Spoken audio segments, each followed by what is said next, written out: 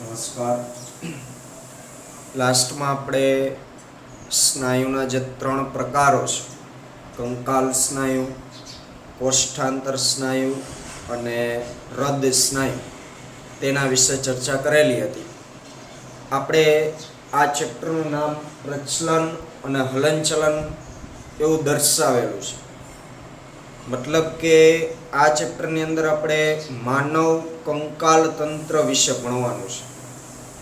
તો કંકાલ તંત્ર એટલે હાડકાઓથી બનેલું તંત્ર, જેને આપણે કંકાલ તંત્ર કહેશું. અને કંકાલ તંત્ર સાથે સંકળાયેલા સ્નાયુ એટલે કંકાલ સ્નાયુ, જે સ્નાયુ પેશીનો પહેલો પ્રકાર છે. તો કોષ્ઠાંતર સ્નાયુ, હૃદય સ્નાયુની હવે પછી ક્યાંય ચર્ચાઓ નહીં થાય, પરંતુ આપણે ડીપમાં કંકાલ સ્નાયુની રચના વિશે ભણવાનું છે. કારણ કે એ સ્નાયુ એવા છે કે જે હાડકાઓ સાથે એકદમ નજીકનો સંબંધ ધરાવે છે, પ્રચલન અને હલનચલન.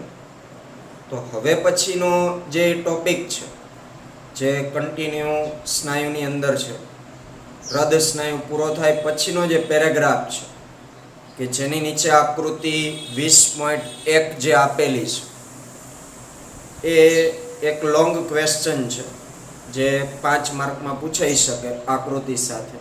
તો એનું પ્રશ્ન સ્વરૂપ કંઈક આ રીતે પૂછાતું હોય છે: કંકાલ સ્નાયુની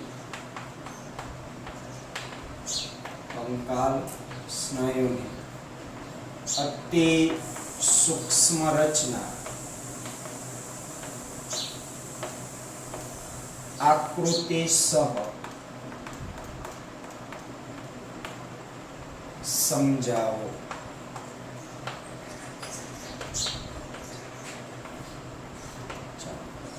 આ બહુ અતિ મહત્વનો પ્રશ્ન છે. કંકાલ સ્નાયુની અતિ સૂક્ષ્મ રચના આકૃતિ સહ સમજાવો. તો એમાં જે આકૃતિ 20.1 જે આપણને આપેલી છે, એ દોરીએ તોય ચાલે. અને આપણે 7મા ચેપ્ટરની અંદર પ્રાણી પેશી વખતે સ્નાયુ પેશીને સમજવા માટે શરૂઆતમાં જે આકૃતિ દોરેલી હતી, એ આકૃતિ દોરીએ તો પણ ચાલે. એટલે આપણે ઇઝી રેખાંકિત ડાયાગ્રામ આપણે કંકાલ સ્નાયુનો દોરશું.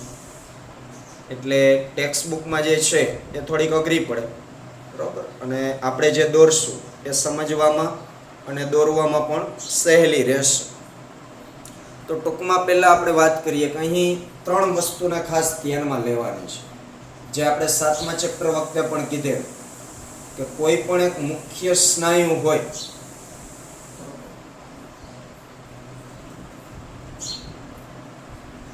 આ એક મુખ્ય કોઈ એક સ્નાયુ છે, કંકાલ સ્નાયુ, એનો આપણે સેક્શન લઈએ છીએ. એ સ્નાયુની અંદર બીજા સૂક્ષ્મ તંતુઓ હોય.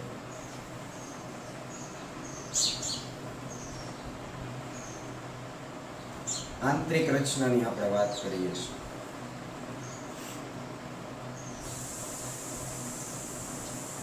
જેને સ્નાયુ તંતુ કહેવાય.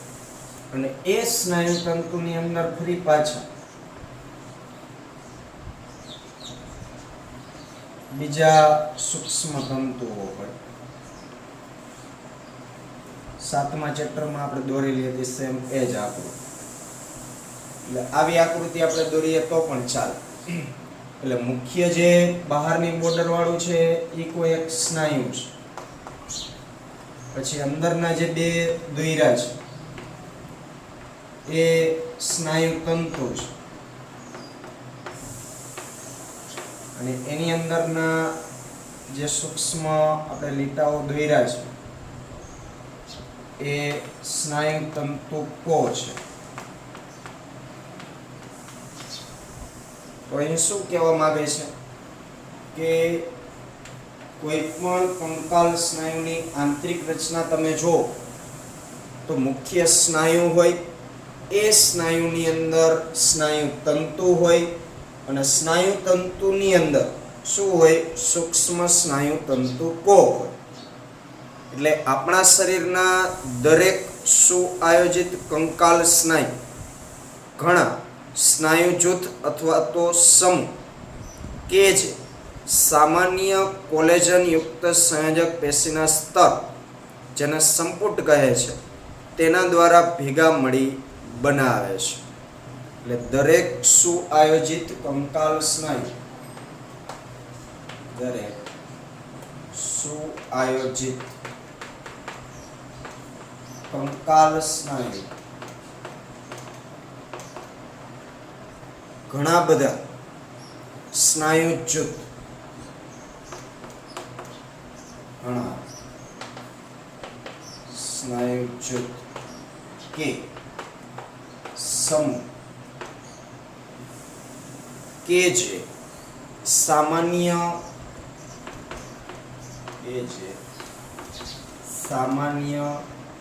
કોલેજન યુક્ત કોલેજન એ પણ આપણે પ્રાણી પેશી વખતે સમજી ગયા છે. કોલેજન યુક્ત સંયોજક પેશીના સ્તર, સંયોજક પેશીના સ્તર કે જેને સંપુટ કહે છે, તેના દ્વારા ભેગા મળી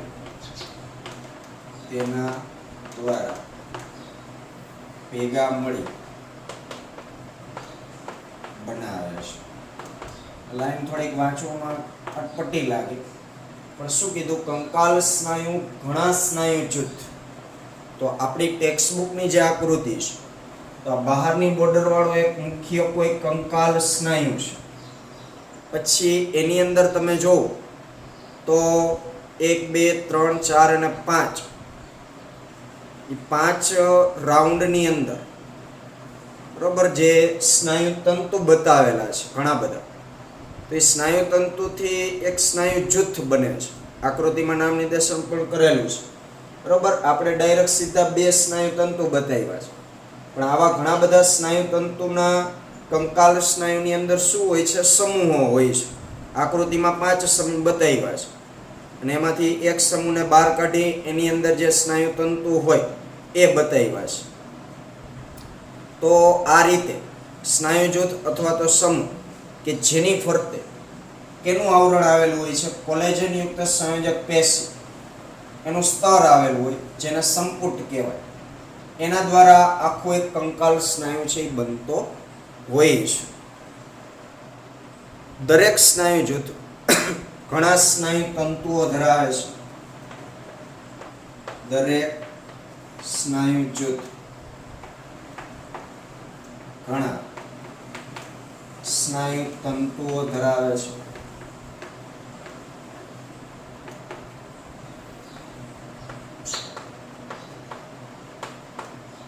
બરોબર. આપણે સીધા અહીંયા 2 સ્નાયુ તંતુ બતાવ્યા છે, પણ આવા સ્નાયુ તંતુના અંદર જૂથ હોય, જે કીધું એ પ્રમાણે આકૃતિમાં 5 જૂથ બતાવ્યા છે. તો આખો એક કંકાલ સ્નાયુ હશે તો એની અંદર સ્નાયુ તંતુના ઘણા બધા જૂથ આવેલા હશે. દરેક સ્નાયુ તંતુ રસ પટલ દ્વારા આવૃત હોય છે. દરેક સ્નાયુ તંતુ રસ પટલ દ્વારા આવૃત હોય છે, જેને સ્નાયુ તંતુ પડ કહે છે. આપણે ડીપમાં ચાલ્યા જઈએ છીએ. પહેલા એક મુખ્ય કંકાલ સ્નાયુ જોયો. કંકાલ સ્નાયુની અંદર સ્નાયુ તંતુના ઘણા બધા જૂથ, જેને સ્નાયુ જૂથ કહેવાય. એ સ્નાયુ જૂથની અંદર ઘણા બધા સ્નાયુ તંતુઓ આવેલા હોય. સ્નાયુ તંતુઓની જે આપણે આ બોર્ડર દોરી, આ બોર્ડર સ્નાયુ તંતુ, એને શું નામ આપ્યું? સ્નાયુ તંતુ પડ. એટલે અહીંયા લખ્યું છે કે દરેક સ્નાયુ તંતુ રસ પટલ, રસ પટલ મતલબ કોષરસ પટલ, એ શબ્દને ખાસ સમજો. જો કે 7મા ચેપ્ટરમાં કીધું જ છે કે સામાન્ય પેશીમાં કોષો જે રીતે હોય એ જ રીતે કંકાલ સ્નાયુની અંદર પણ કોષ છે, પરંતુ અહીં કોષ ગોળ લંબચોરસ નથી, પણ લંબાયેલ તંતુના સ્વરૂપમાં કોષ છે. અને લંબાયેલ તંતુ એટલે ખુદ આ જ સ્નાયુ તંતુ. આ સ્નાયુ તંતુ જ કંકાલ સ્નાયુનો શું છે? લંબાયેલો કોષ છે. એટલે આ આખો એક કોષ ગણાય. આ સ્નાયુ તંતુ જ કંકાલ સ્નાયુનો શું છે? કોષ છે. હવે કોષ હોય અને આ પ્રાણી કોષ છે, તો એમાં કોષ દિવાલ ન હોય, પણ જે બોર્ડર દોરી એ શું હશે? કોષરસ પટલ હશે. એટલે આ જે છે એ કોષરસ પટલ છે, અને એ કોષરસ પટલનું નામ શું આપ્યું? સ્નાયુ તંતુ પટ. આવું આપણે નામ આપી છે. એટલે ખાસ સમજજો. ટૂંકમાં આપણે વાત કરીએ તો કે એની અંદર શું આવેલું હોય.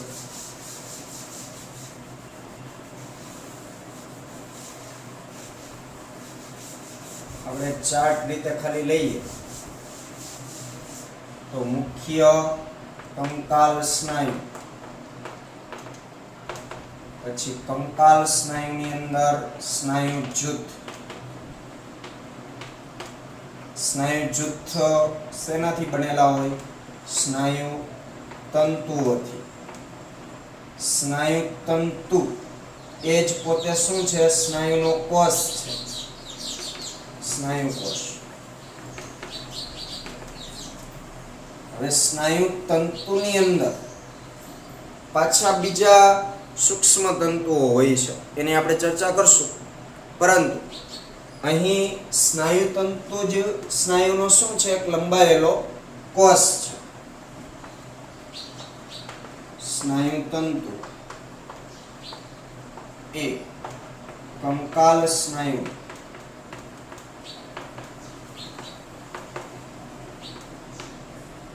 લંબાયેલો કોષ છે.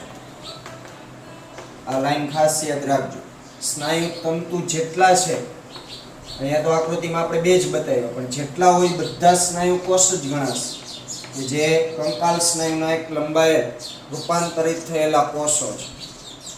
હવે સ્નાયુ તંતુ જ કોષ છે, બરોબર. અહીંયા હું એક સ્નાયુ તંતુ અલગથી દોરું છું. આ સ્નાયુ તંતુ છે. આ સ્નાયુ તંતુ જ શું છે? કોષ છે.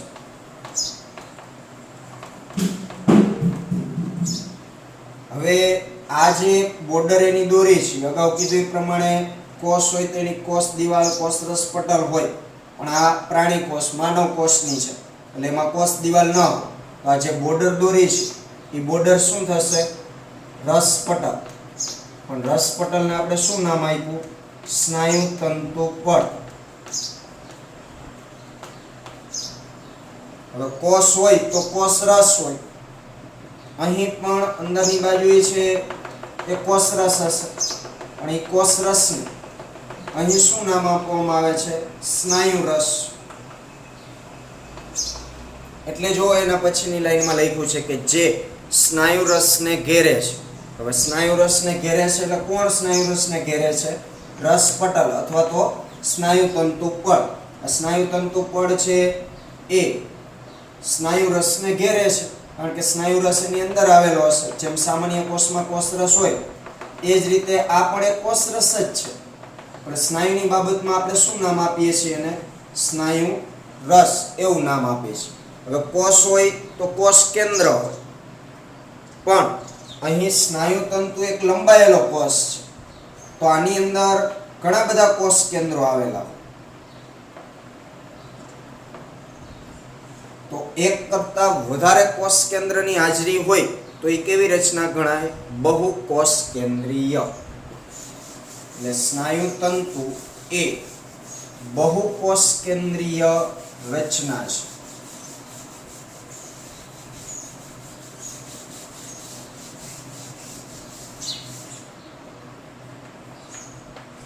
સ્નાયુ તંતુ એ બહુ કોષ કેન્દ્રીય રચના છે. સ્નાયુતંતુ એ બહુકોષ કેન્દ્રીય રચના છે, મતલબ કે એક કરતા વધારે કોષ કેન્દ્રની હાજરી આવેલી હોય, કારણ કે તે ઘણા કોષ કેન્દ્ર ધરાવે છે. હવે કોષ હોય તો અંગિકાઓ પણ હોય, તો સામાન્ય કોષમાં જે રીતે અંગિકાઓ હોય એ જ રીતે સ્નાયુતંતુ કે જે સ્નાયુનો કોષ છે, આકૃતિમાં પણ સ્નાયુતંતુની કૌંસમાં સ્નાયુ કોષ લખ્યો છે. તો સામાન્ય કોષમાં જેમ અંગિકાઓ હશે એ જ રીતે સ્નાયુતંતુની અંદર પણ અંગિકાઓ હોય. તો સ્નાયુતંતુની અંદર એક જે અંગિકા છે અંતઃકોષરસજા, એટલે કે સ્નાયુ રસજા. સ્નાયુતંતુ અંતઃકોષરસજા, અંતઃકોષરસજા ધરાવે છે, જેને અહીં શું નામ આપવામાં આવે છે? સ્નાયુ રસજા. સ્નાયુની બાબતમાં લઈએ છીએ એટલે આગળ સ્નાયુ શબ્દ જોડવામાં આવ્યો. જેમ સ્નાયુતંતુમાં સ્નાયુ કોષ કીધો, પછી કોષમાં જેમ રસપટલ હોય કોષ રસપટલ, એમ અહીં સ્નાયુ રસપટલ અથવા તો સ્નાયુતંતુ પટ એવું નામ આપ્યું. પછી કોષમાં જેમ કોષરસ હોય એમ અહીં પણ કોષરસ હોય, જેનું નામ આપણે આપ્યું સ્નાયુ રસ. પછી એવી રીતના સામાન્ય કોષમાં જેમ અંતઃકોષરસ જાળ હોય અંગિકા, એ જ રીતે અહીંયા પણ હોય, પણ એનું નામ આપણે શું આપ્યું? સ્નાયુ રસ જાળ. આ જે સ્નાયુ રસ જાળ છે એ કેલ્શિયમ આયનનું મુખ્ય સંગ્રહ સ્થાન છે. સ્નાયુ રસ જાળ કેલ્શિયમ આયન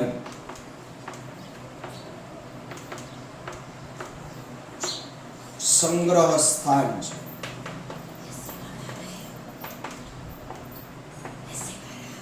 આ સ્નાયુરસ જાળ છે એ કેલ્શિયમ આયનનું મુખ્ય સંગ્રહ સ્થાન છે.